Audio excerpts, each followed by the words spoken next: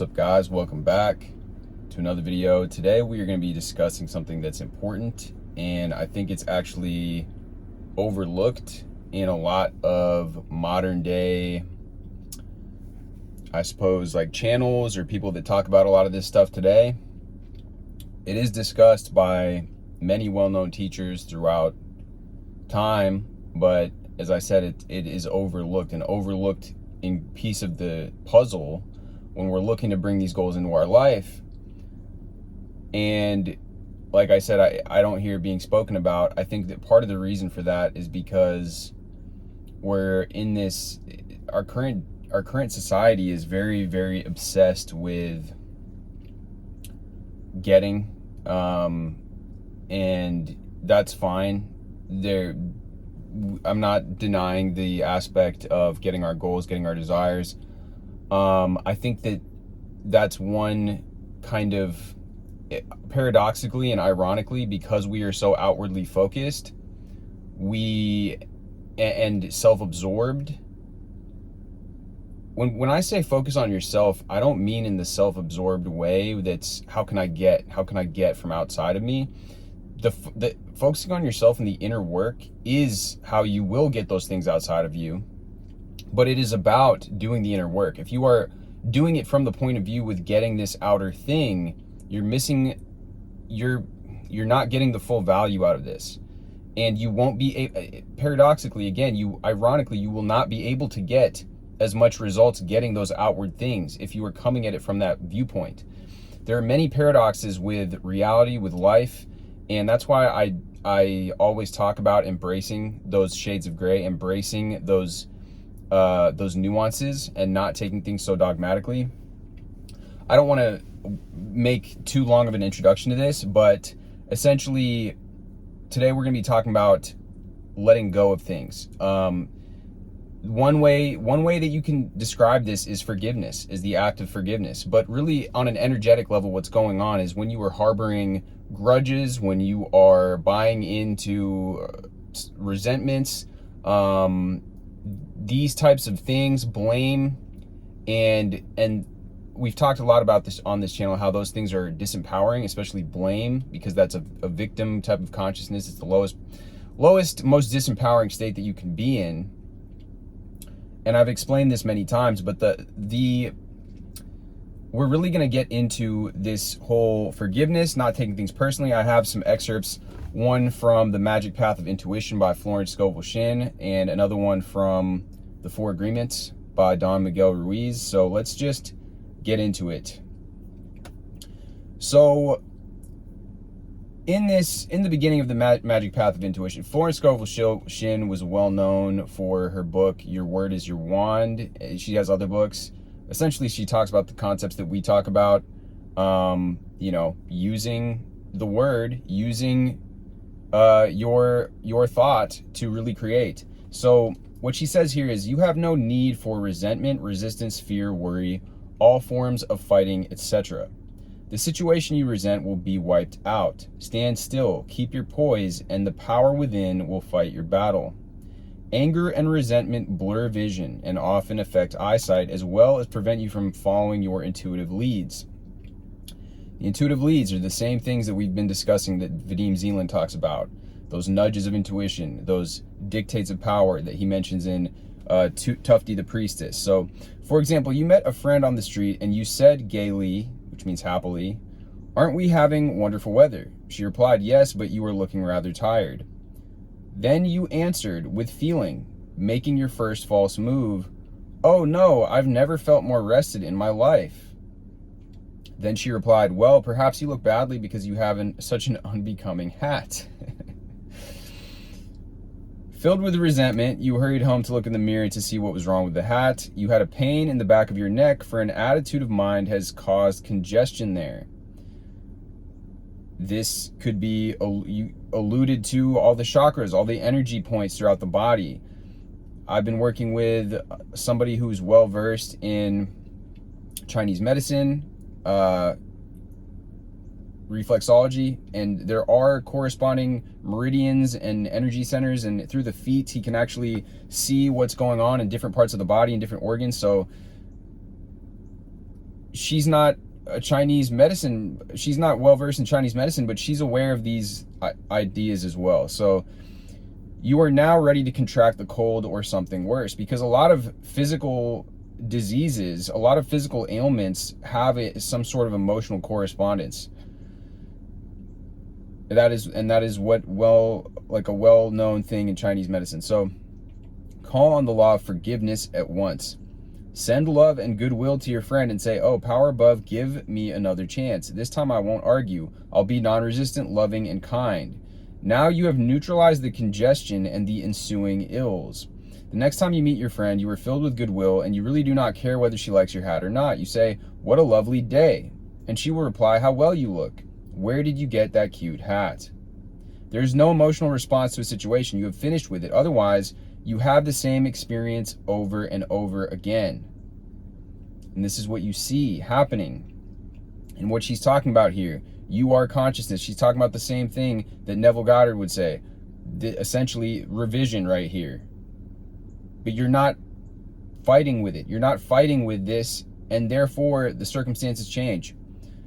The game of life is a game of boomerangs. Whatever you send out comes back. Jesus said, do unto others as you would be done by them. You cannot hurt anyone without hurting yourself. All of us are linked by a mysterious magnetic force. What you send out in word or thought against another reacts on yourself. If a person is purely on the mental plane, his comeback or karma takes longer. If you are developed spiritually, it returns very quickly. The more you know, the more you're responsible for. And this is very true. I spoke about this in a recent video, that the more you are developed, the more that you do this sort of work, the more consciousness that you have, the more energy that you have, the more intentional energy as you grow in power doing this. You have to really be careful with what you're doing, with the thoughts you're entertaining, because they will come back like a boomerang, like she says. And I've had experiences in my life when I'm really getting momentum and doing this stuff and creating things in my life, and then something bad happens, it triggers me, sent me on a downward spiral, thinking in more negative ways, and I was bringing about negative results very quickly. So there's really, from my own personal experience, what she's saying here is absolutely true. Learn your lessons and be thorough with the long road of experience. Send goodwill to your seeming enemy, and you surround yourself with a great aura of protection. Your enemies are only those of your own household. Subconscious beliefs. If you hate and resent a situation, you have fastened it to yourself, for you attract what you fear or dislike.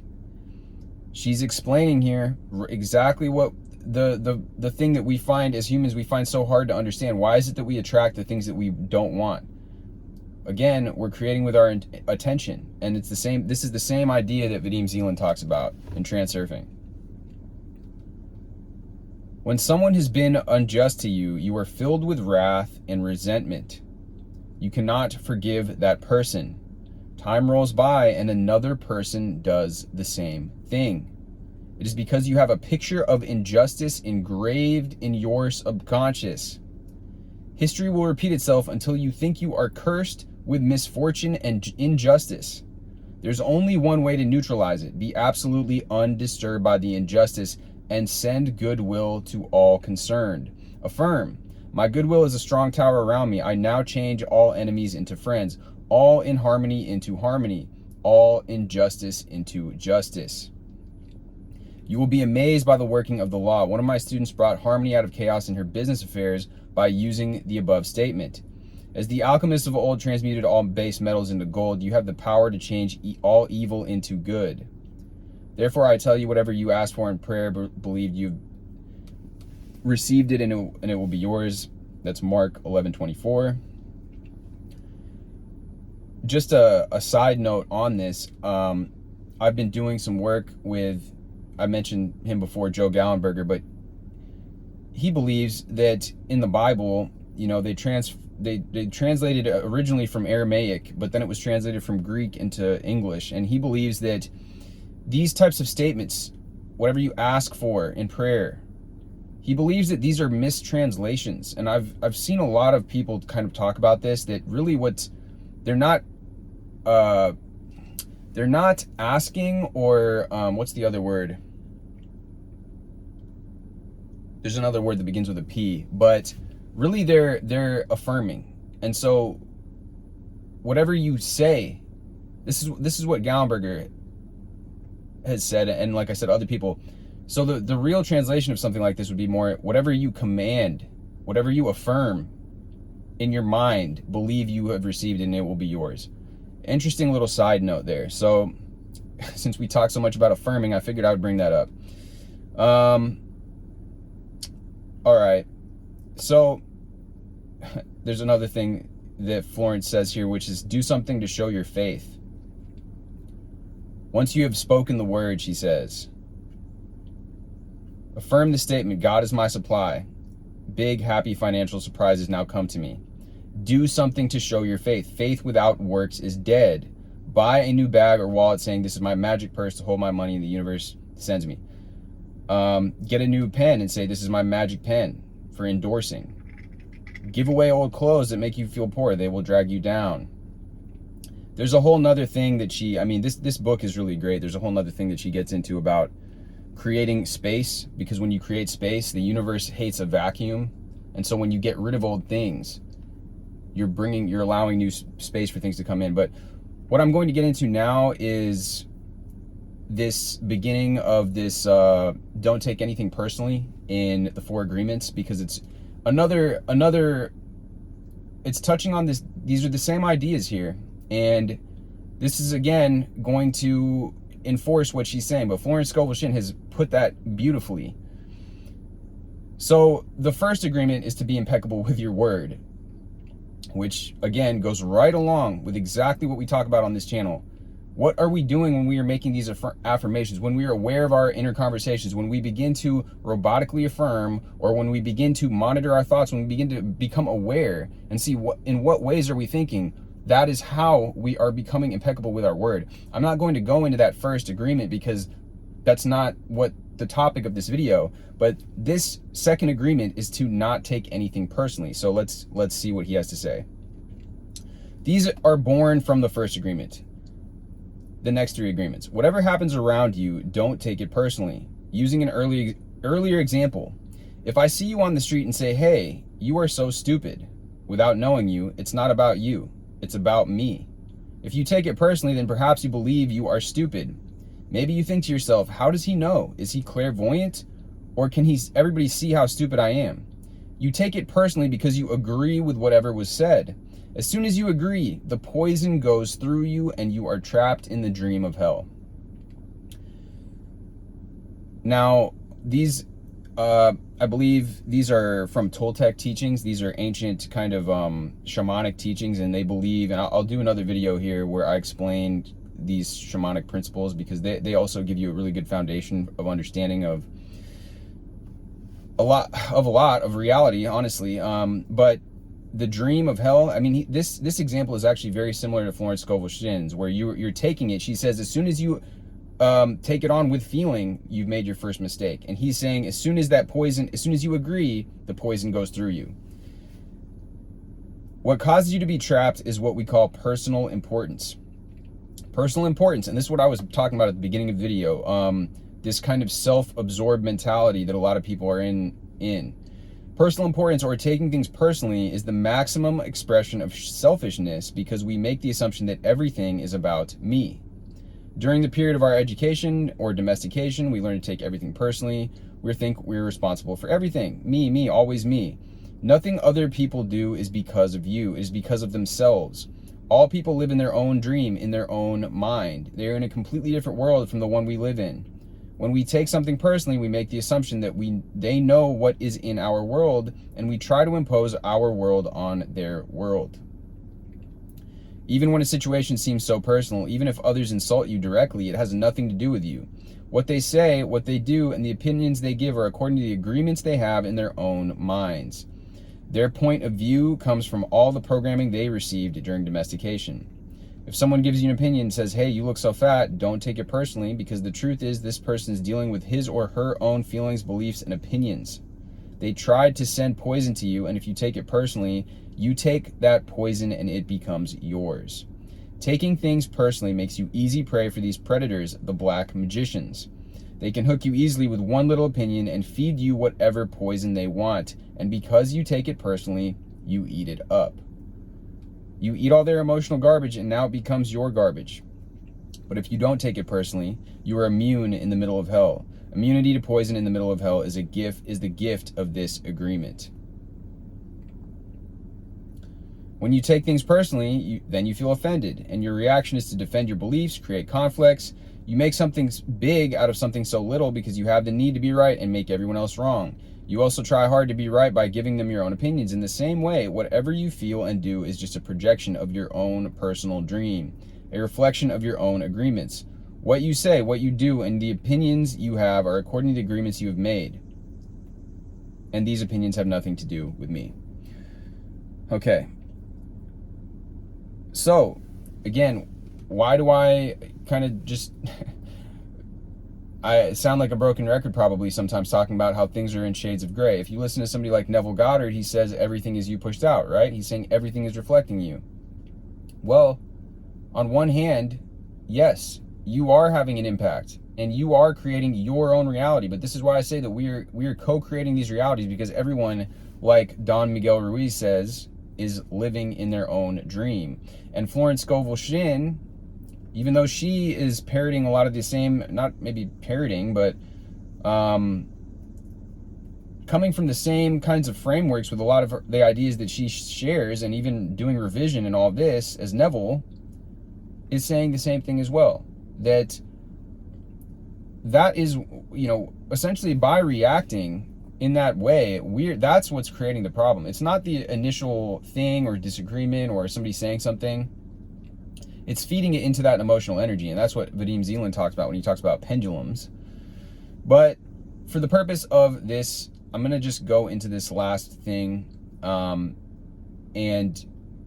then we'll wrap up the video. So it's important to reframe things if you're feeling stuck, angry, hurt, or held back by the past in some way. Sometimes the biggest challenges end up being what inspires our deepest work and growth.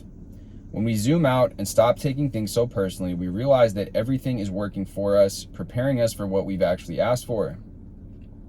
Sometimes it's helpful to get upset enough to say no more and stop giving our power away. And yeah, that's absolutely true.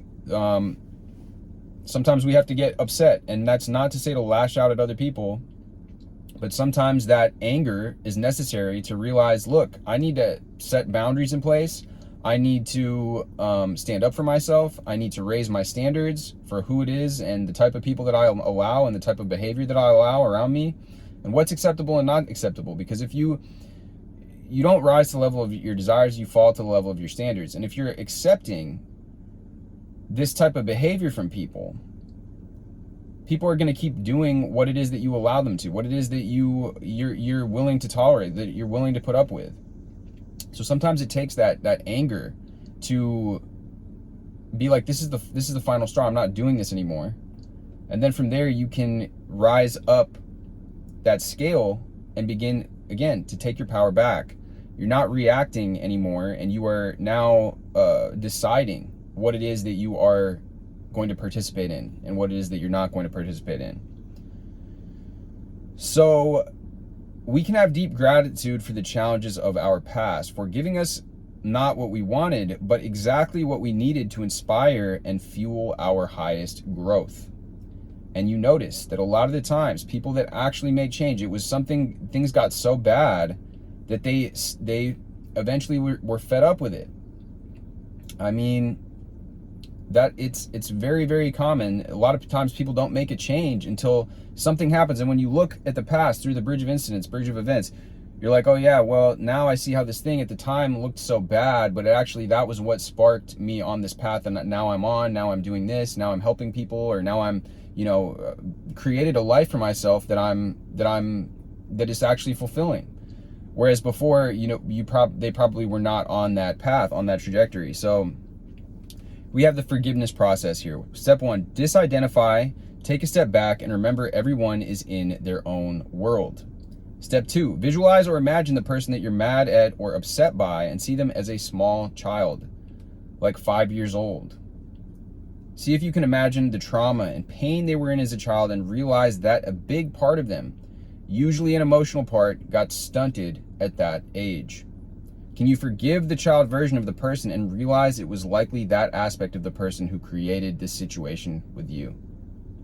Step 3, zoom out even more now and see that everything is truly working for you, not against you. See the gift in the experience. Maybe it caused some deep pain and hardship, but also tune into how it taught you, redirected you, or opened up new opportunities that wouldn't have happened otherwise. Once you see the gift, that's how you know the forgiveness process is complete. When it goes beyond forgiveness and into gratitude. I suggest tuning in and applying this process to anyone you still have some charge with. Every time you do this, you gain back a piece of your power. Remember that just because you forgive someone and see the gift in any situation doesn't mean they need to be in your life or that they need to stay in your life in the same way. Maintaining neutrality while following your guidance is key to not only allowing what's truly aligned for you and your environments, relationship, and life, to only allowing what is aligned for you and your environment's relationship and life. So, who still holds a charge for you? Maybe make a list of these people, or if it's one person in particular, choose this person and apply this forgiveness process. And I did this in a guided meditation yesterday, and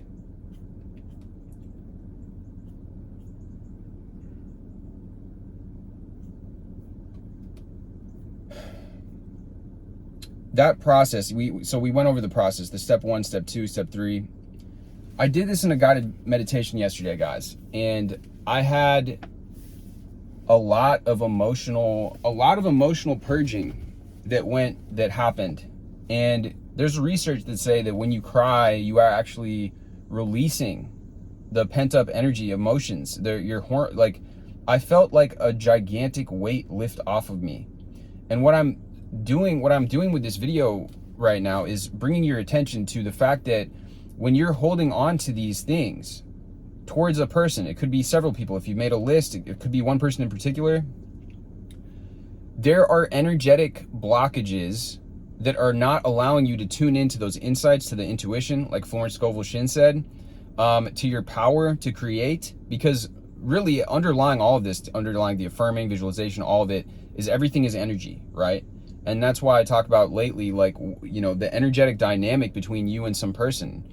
If you feel that tightness in your chest when you think about this person, if you are that easily, really what this whole process is, it's not about that person. The whole forgiveness, if you don't like the word forgiveness, I understand. I understand that some people have done things that are so traumatic and so hard to get through that the idea of forgiving them is not does not sound good. It doesn't sound like a fun thing to do. It doesn't sound like you want to do it.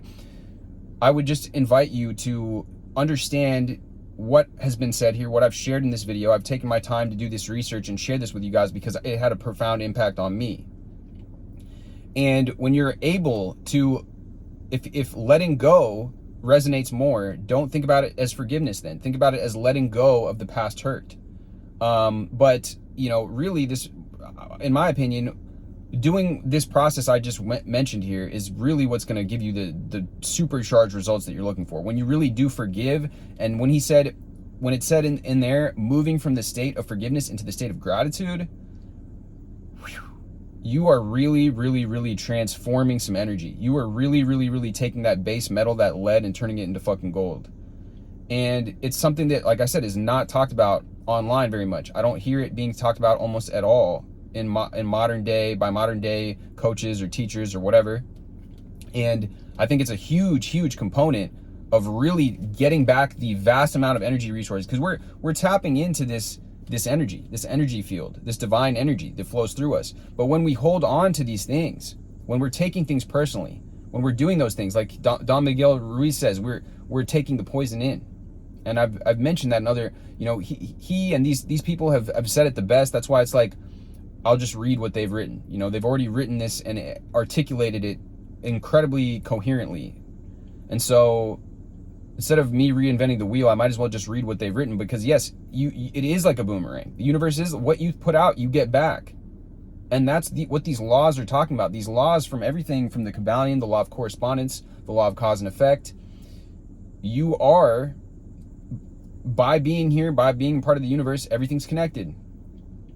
That's why there's evidence of, telepathic things and people doing meditations in Japan, and then the water, getting rid of pollution in the water, and there's all this stuff, right? If you understand that and you believe in the things that we're talking about here, then you know that you are connected. How is it that you think that you're manifesting? Because we're connected, right? So when you let go of that, that is what's blocking this energy from flowing freely. And when you start getting the energy flowing freely, it's like this abundance of energy that you have. And what you'll notice is that when you truly do this process, like I did yesterday, it was like I purged all of this, and like my body felt lighter, tangibly lighter. So doing this, imagining that person as like being 5 years old, the person that hurt you, the person that harmed you, imagining it, knowing that they've been hurt. They were hurt when they were young, and they don't know. And it's almost like just like they don't know any better. They're just like a child acting out. You're not going to be mad at a child that's throwing a tantrum or whatever. It's just they don't know. And so, as cliche as it might sound, as almost as much resistance as we as human beings have to going through this process, it's going to serve you. Much the same way that I talk about that, yeah, people don't want to focus on their thoughts. People don't want to do this inner work. They want to get the outward manifestation. But by doing the inner work, that is how you're going to be able to get the outer manifestations. It's not sexy. It's not like this quick fix thing. It's not like this attractive, seductive thing that's like, oh, this cool technique or whatever. It's doing this. It's doing this process. You're going to let go of all this fucking emotional shit going on, and essentially all this sludge that I've been talking about lately, like the mirror. You're cleaning up the lens, and you're cleaning up that filter on the camera. And now all this light's now going to be able to come through that hasn't been able to, because of all the dirt on the mirror, all the dirt that was distorting the lens, distorting the picture. That's what's creating the current things that you don't want in your reality, is all of this distortion that's on the lens because of the past hurts, because of the past failures, because of the past harms. And when you begin to forgive these people, forgive those past things, even forgive yourself, you're going to have a whole new lens. It's like you just bought a brand new camera lens. Your lens was all fucked up and smudged and dirty, and you don't know why the things are happening that are happening. You get this whole new things, and it's like now you see with a completely new pair of eyes. So it's a beautiful process, a beautiful thing. I hope that this makes sense. I really do. I know this video ended up being a bit longer than I intended, but if you guys get something out of this, if you guys are doing this, or if you have any experience doing any sort of process of forgiveness like this, if you have a tangible experience that you also agree, I would love to hear other processes that you guys have used, because I use this process, and like I said, it really shifted some energy around. Anyways, guys, much love as always. I really put these videos together because I see a lot of the content that's online, and I see a lot of the things that people say, and some of it's really good. Don't get me wrong. There's some content creators out there that are actually really amazing, and so I'm learning stuff from people and some of these older teachers as well. But some of it is just, it's like it's telling you people what they want to hear, and it's not really giving any real solid. It's kind of just fluff, and it's kind of just like this quick fix. It's like eating McDonald's when you could go and eat like grass-fed steak that's got vegetables on the side that was prepared with love and care. It's like, it's really about doing the things that are going to really change you from the inside out, because when you change, the outer world will reflect it. The techniques and all these things are good. A lot of the times, the reason that some people don't have success with robotic affirmations or with visualization or with some of these techniques that are spoken about and talked about is because of this. Is because they have these things, this inner stuff going on. that hasn't been addressed. Robotic affirming can help, it can work, but ultimately it's like you're trying to put paint on a house that's got, the foundation is crumbling. And I really want to bring attention to that so that we begin to do these things, begin to look within. Really, again, it's the metacognition. What is it that we're truly feeling? Are we having these really big emotional triggered reactions to certain things? Well, let's go and analyze this. Why are we having this? And if it is because we haven't let go of certain things and certain people from our past, certain things that have happened to us, let's really do our utmost effort to actually begin to let go of that, because then that's what's going to allow us to have these leaps and bounds in our progress here with what we're doing and what we're looking to create in our lives. Anyways, guys, like I said, much love as always. Drop this with a like, hit me with a subscribe, and I will see you guys in the next video.